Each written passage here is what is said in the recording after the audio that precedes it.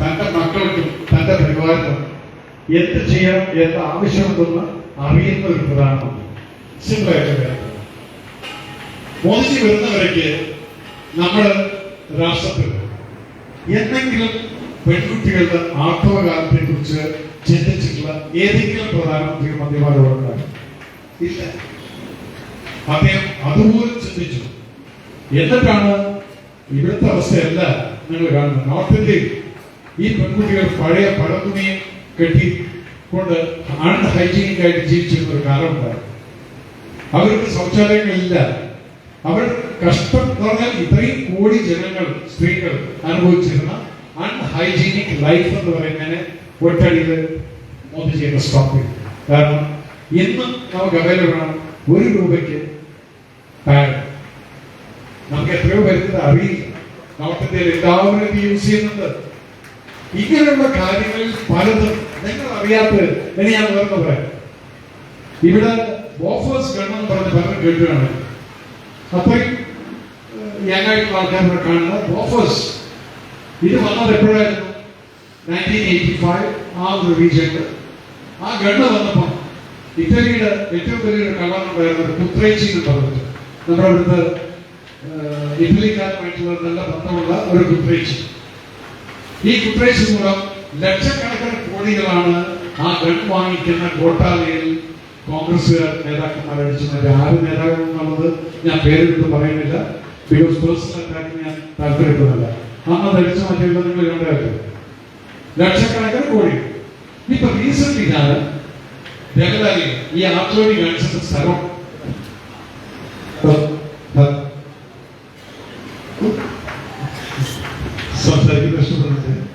Thank you. Okay, ഈ ദേവലാലിയിൽ ഞാൻ പോയപ്പോ എന്റെ പോസ്റ്റ് വെയിറ്റ് എനിക്ക് ഗൺ ഡെമോൺസ്ട്രേഷൻ കാണിച്ചത്. നിങ്ങൾക്ക് എല്ലാവരും പോയി അവിടെ എങ്ങനെ അടിച്ച 2 ഗണ്ണുകൾ 2 സൈഡിൽ നിന്നും വന്ന് കമ്പ്യൂട്ടർ സെന്ററിൽ വെച്ചിട്ടുണ്ട്. ഫയർ ചെയ്യുന്നത് മരമുകളിലോട്ടാണ്. ഇതിനെ കൊണ്ടുവന്നവിടെ നിർത്തിയിട്ട് പറഞ്ഞു ഇത് ബോഫേഴ്സ്, ഇത് ഇൻഡിജിനിയസ് മെയ്ഡ് ഇൻ ഇന്ത്യ എന്ന് പറഞ്ഞ മോദിജിയുടെ സമ്മേളനത്തിൽ വന്നിരിക്കുന്ന ഗണ്ണ്. ഈ 2 ഗണ്ണും അവിടെ കൊണ്ടുവന്ന് നിർത്തിക്കൊണ്ട് ഇതിനെ റെഡി ഫോർ ആക്ഷൻ എന്നുള്ളൊരു സംഭവമുണ്ട്. അതെന്നാൽ ഒരു യുദ്ധഭൂമിയിൽ ഒരു ഓർഡർ വന്നിട്ട് ഫയർ ചെയ്യാനുള്ള ഓർഡറാണ് ഈ റെഡി ഫോർ ആക്ഷൻ.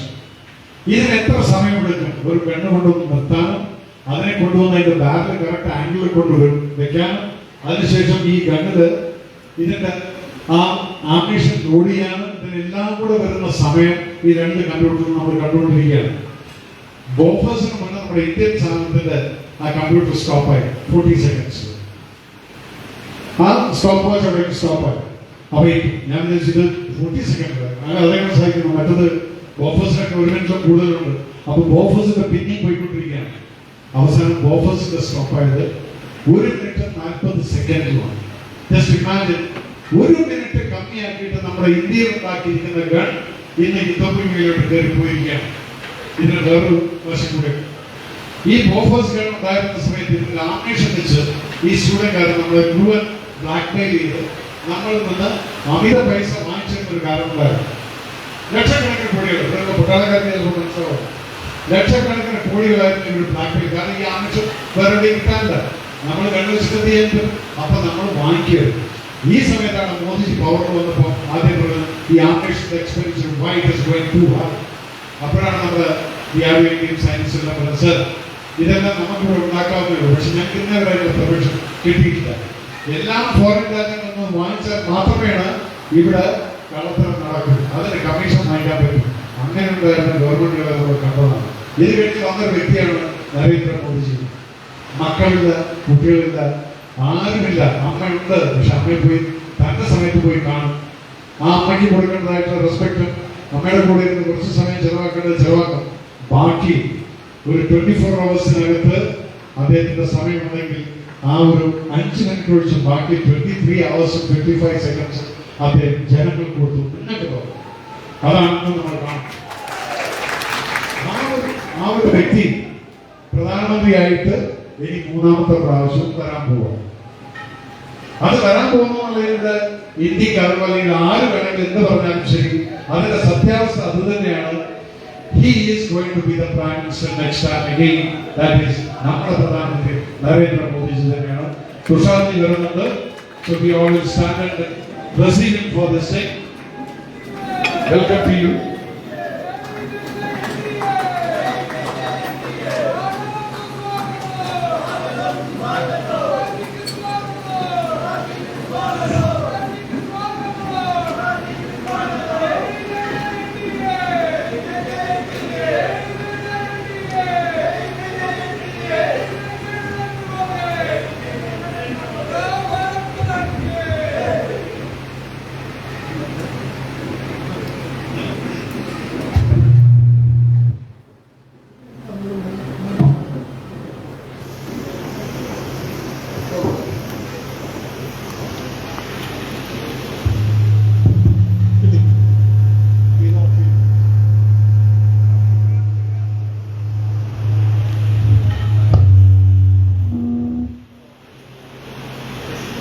Okay.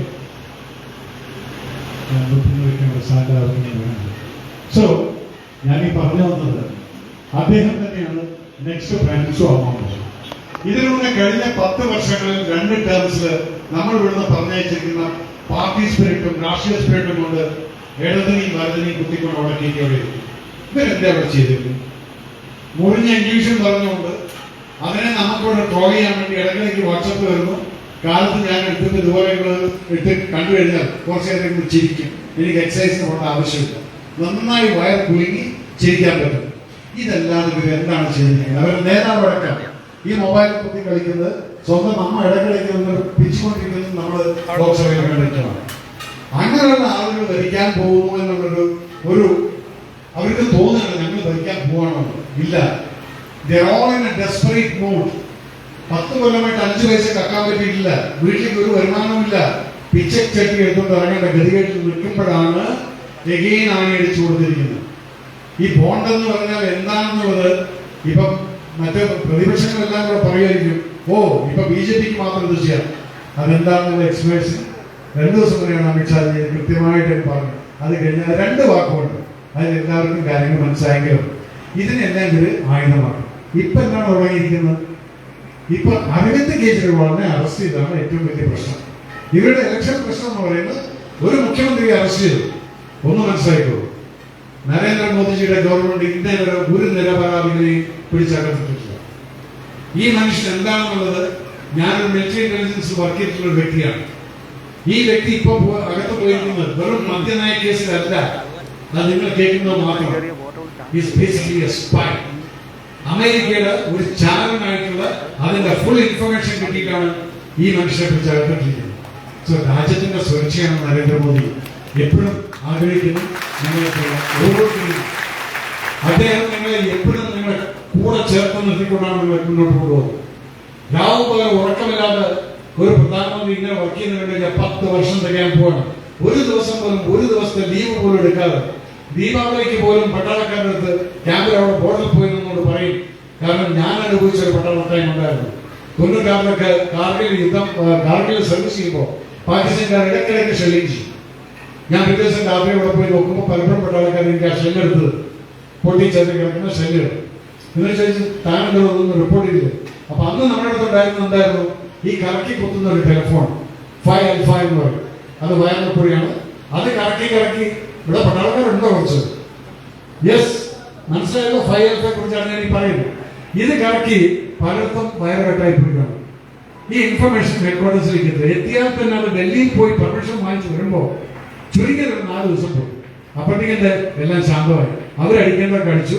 അപ്പോഴായിരുന്നു ഡൽഹിയിൽ ഓർഡർ വരും, ഏതായാലും പാകിസ്ഥാൻ സൈലന്റാണല്ലോ, തിരിച്ചൊന്നും അടിക്കണ്ട മക്കൾ, കാരണം പാകിസ്ഥാൻകാരെ എന്താ അയച്ചനാണല്ലോ. അതായിരുന്നു അന്നത്തെ ഒരു ധാരണ എന്ന് പറയുന്നത്. ഇപ്പൊ ഇവിടെ കുറച്ച് ചെറുപ്പക്കാരെ പറയുന്നത് കേട്ടു, എല്ലാത്തിനും ഞങ്ങളാണ് ചെയ്തത്. കോട്ടയം റെയിൽവേ സ്റ്റേഷൻ അത് ഞങ്ങളാണ്. അത് ആരും അറിയാതെ പോയിട്ട് ഉദ്ഘാടനം ചെയ്യും. അത് MP-യോ MLA-യോ ആരാണെങ്കിലും കിട്ടുന്നത്. ഇത് വൈക്കം മുഹമ്മദ് ബഷീറിന്റെ കഥകൾ വായിക്കുന്ന ആളുകൾ ഉണ്ടാവുള്ളൂ. അദ്ദേഹത്തിന്റെ ഒരു കഥാപാത്രമുണ്ട്. ഇത് മലബാറുകാർക്കാണ് ആ കഥാപാത്രം വളരെ ഇഷ്ടപ്പെട്ട ഒരു കഥാപാത്രം. അതിന്റെ പേരാണ് മമ്മൂഞ്ഞ് എന്ന് പറയും. ഈ മമ്മൂഞ്ഞ് നാട്ടിൽ എന്ത് സംഭവം നടന്നാലും ഞാൻ ചെയ്താണ്, ആ കാറ് അതന്നെ അതൊക്കെ ഞാൻ ചെയ്തതാണ്, എന്നൊക്കെ അറിയേണ്ടതാണ്, നിങ്ങൾ ആരും അറിയാതെ തന്നെ ഞാൻ ചെയ്തത്. അവസാനം ആരോ പറഞ്ഞു, മനക്കില് സരസ്വതിക്ക് ഗർഭമുണ്ട്. ഞാനാണെന്ന് നിങ്ങൾക്കറിയില്ല.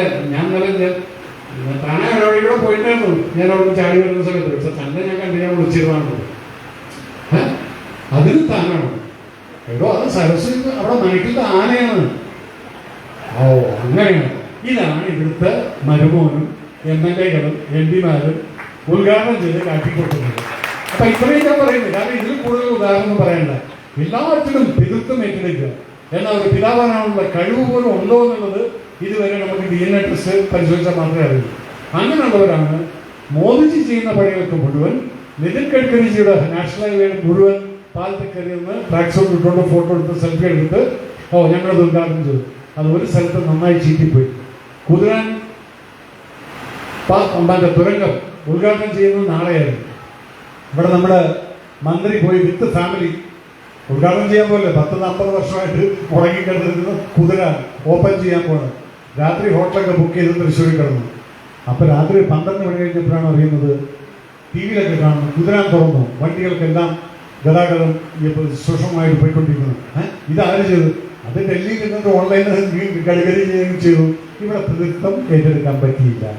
അപ്പൊ ഇങ്ങനെയുള്ള ആളുകൾ ഉള്ള സമയത്ത് അവരുടെ എല്ലാം പാർട്ടിയിൽ നിന്ന് നിങ്ങളെ ആരെങ്കിലും ഈ ലോക്സഭയ്ക്ക് അയച്ചു കഴിഞ്ഞാൽ അവരോട് മുക്കിലിരിക്കും. എന്തെങ്കിലും പറഞ്ഞു കഴിഞ്ഞാൽ അവരുടെ ഇംഗ്ലീഷ് സ്പീക്കർക്ക് മനസ്സിലാവില്ല, ബാക്കി ആർക്കും മനസ്സിലാവില്ല. ഹിന്ദി ഭാഷ അല്ല, ആർക്കും ഒരു പിടിയിലൊന്നുമില്ല. അപ്പൊ ഇതെല്ലാം ഇല്ലാതെ അവിടെ പോയിരുന്നു കൊണ്ട് മലയാളത്തിൽ പറഞ്ഞിട്ട് നിങ്ങൾക്ക് വേണ്ടിയിട്ട് എന്തെങ്കിലും ചെയ്യാൻ സാധിക്കുമെന്നുള്ളത് 1-2 MP-മാരുണ്ട്, സമ്മതിച്ചു. ബാക്കി ഒഴിച്ചാൽ ഈ 18 എണ്ണോ നമ്മൾ കണ്ടതാണ് ഇവരുടെ